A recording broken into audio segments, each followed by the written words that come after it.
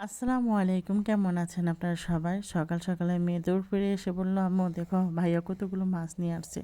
আর এদিক দিয়ে আমার ওড়নাটা পরে ও মা সাথে যে তুমি গিয়ে তাড়াতাড়ি করে কেটে নাও। এই যে দেখেন, তারপরে চলে আসলাম, 3-4 জন লোক লাগিয়ে এই মাছগুলো কেটে নিয়েছি।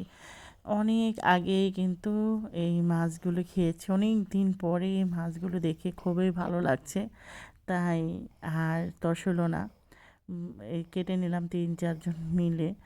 তারপর হলো এখন হলো গ্যারেজেই ধুয়ে নিচ্ছি মাছগুলো।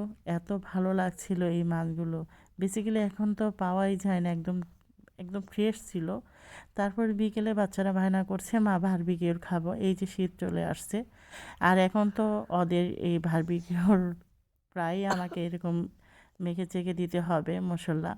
তো সমস্ত মশলাগুলো আমি মেখে দিচ্ছি।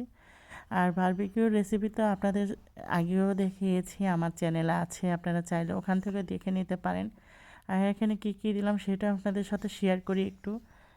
মানে মেন ইম্পর্টেন্টটা হলো বারবিকিউর মশলাটা, সেটা দিয়ে দিয়েছি। তারপর হলো গরম মশলার গুঁড়া, সয়া সস, টক দই, তারপরে হলো সাদা গোলমরিচের গুঁড়া, ধনিয়ার গুঁড়া, মরিচ হলুদের গুঁড়া, তারপরে এই তো মরিচের পরিমাণটা কিন্তু আমি অনেক বেশি দিয়েছি। তারপরে টমেটো সস, সয়া সস, বারবিকিউর সস সবগুলো দিয়ে লেবু কিন্তু চিপে দিয়েছি একটু টক টক হলে। তারপরে আমার গাছের একটা কমলার মতন লেবু হয়েছে, সেটা কিন্তু দিলে ফ্লেভারটা অনেক সুন্দর আসে। তো এদিকে হলো আদা রসুনটা এই ঠান্ডাতে আরও বরফ হয়ে গেছে নর্মালি।